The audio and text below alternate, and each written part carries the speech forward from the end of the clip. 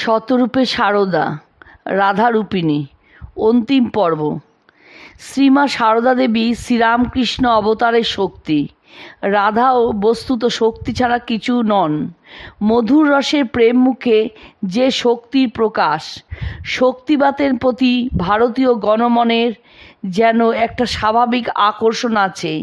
সেই জন্য ভারতের বিভিন্ন সাহিত্যে ও ধর্মদর্শনে শিবশক্তির অনুরূপ কল্পনার সাক্ষাৎ পাওয়া যায়। এই শক্তিবাদের প্রভাব শুধু ভারতীয় শাক্ত বা শৈব সম্প্রদায়ের মধ্যেই দেখা যায় না, বৈষ্ণব মতবাদেও শক্তিবাদের প্রভাব লক্ষণীয়। বিষ্ণুর শক্তি লক্ষ্মী, রাম সম্প্রদায় লক্ষ্মীর স্থান গ্রহণ করেছেন।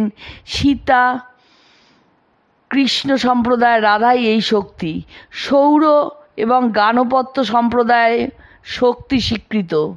শক্তিবাদের মূল উৎস নিহিত অভ্রিন ঋষির বাকনাম্নী ব্রহ্মবাদী কন্যার উক্তিতে।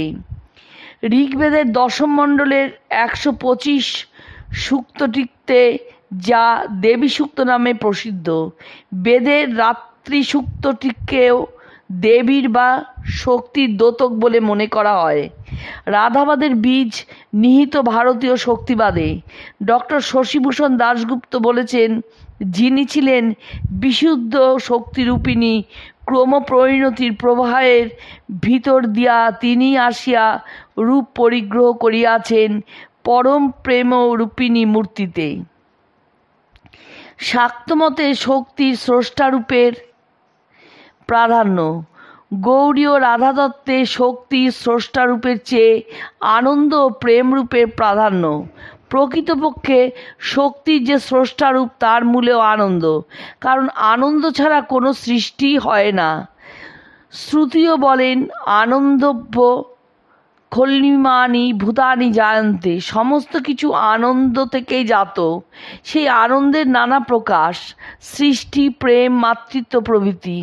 আনন্দের প্রকাশ যখন সৃষ্টিরূপে, তখনই আসে শাক্ত মতাবলম্বী শক্তির কল্পনা। আর সেই আনন্দের প্রকাশ যখন প্রেমরূপে, তখনই এসেছে বৈষ্ণব মতের রাধার ধারণা। অতএব শাক্ত মতের শক্তি এবং বৈষ্ণব মতের রাধার মধ্যে বিরোধ কল্পনার কোনো প্রয়োজন নেই। কৃষ্ণ অবতারে যিনি রাধা, শক্তিরূপে রাম অবতারে তিনিই সীতা। শ্রীচৈতন্যের সঙ্গে তিনি বিষ্ণুপ্রিয়া এবং ইদানীংকালে তিনি শ্রীরামকৃষ্ণের লীলাসঙ্গিনী সারদা দেবী। তাই সারদা দেবীর মধ্যেও রাধাভাব অবশ্যই ছিল। তার রাধাভাব তার স্বরূপেরই একটি দিক। যুগ প্রয়োজনে সারদা দেবীর মধ্যে মাতৃভাবের প্রাধান্য দেখা গেলেও শ্রীরামকৃষ্ণের মতো তার অনন্ত ভাব এবং সে অনন্ত ভাবরাশির একটি নিঃসন্দেহে রাধাভাব। গৌড়ীয় বৈষ্ণবদের মতে আহ্লাদিনী শক্তি বিগ্রহা শ্রীরাধার শ্রী ভগবানের নিত্য বৃন্দাবনে নিত্যলীলা। অবতার এবং অবতার শক্তির লীলাও চিরকালের। সারদার নিত্যকালে লীলাবিলাস শ্রীরামকৃষ্ণের সঙ্গে, শুধু ভিন্ন নামে, ভিন্ন রূপে, ভিন্ন পরিপ্রেক্ষিতে, কখনো স্থূলরূপে, কখনো সূক্ষ্মরূপে, কোনো কোনো ভাগ্যবানের দৃষ্টিগোচরে। গৌড়ীয় বৈষ্ণবতত্ত্বে রাধা হলেন ভগবানের আনন্দ বিধায়িনী। এর পাশাপাশি আমরা লক্ষ্য করি এ যুগের ভগবানের উক্তি সারদা দেবী সম্বন্ধে, তুমি আমার মা আনন্দময়ী। গৌড়ীয় বৈষ্ণব তত্ত্ব অনুযায়ী ভক্তেরা শ্রী রাধিকার কৃপাতেই পরমানন্দের অধিকারী হন। শক্তি সম্বন্ধে একই কথা প্রযোজ্য। শ্রী শ্রী চণ্ডীতে সুস্পষ্টভাবে উক্ত আছে, তং বৈ প্রসন্না ভুবি মুক্তি হেতু। তুমি অর্থাৎ দেবী প্রসন্না হলেই মুক্তির কারণ হও। শ্রীরামকৃষ্ণ বারবার বলেছেন, শক্তি বা মহামায়া প্রসন্ন না হলে সাধকদের সিদ্ধি অসম্ভব। সারদা দেবীকে এই শক্তি বা মহামায়ার জীবন্ত বিগ্রহরূপেই চিনেই শ্রীরামকৃষ্ণ বলেছেন, ও রাগ করলে নিজেকে দেখিয়ে এ সব নষ্ট হয়ে যাবে। সর্বদা সারদা দেবীকে শ্রদ্ধা প্রদর্শন করেছেন। ভুল করে তুমির বদলে তুই বলে ফেলে সারা রাত ঘুমোতে পারেননি।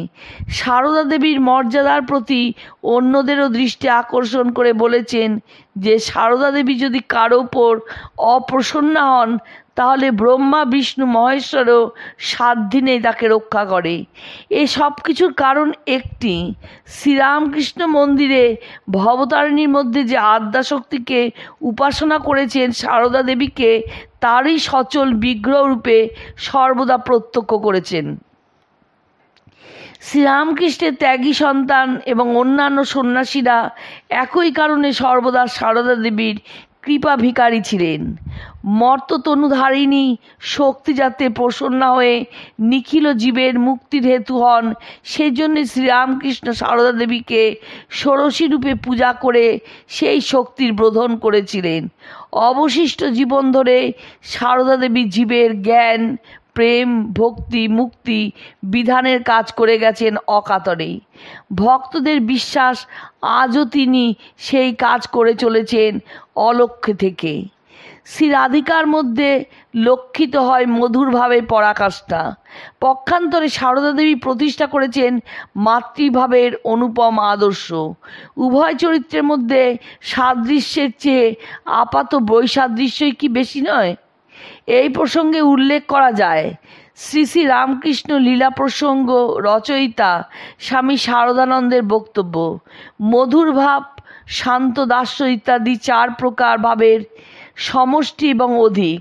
এই প্রসঙ্গ আলোচনা করতে গিয়ে লীলা প্রসঙ্গকার বলেছেন, প্রেমিকা নায়িকা কৃতদাসীর ন্যায় প্রিয়ের সেবা করেন, সখীর ন্যায় সর্বাবস্থায় তাহাকে সুপরামর্শ দানপূর্বক তাহার আনন্দে উল্লসিতা ও দুঃখে সমবেদনা যুক্তা হয়েন, মাতার ন্যায় সতত তাহার শরীর মনের পোষণে এবং কল্যাণ কামনায় নিযুক্তা থাকেন।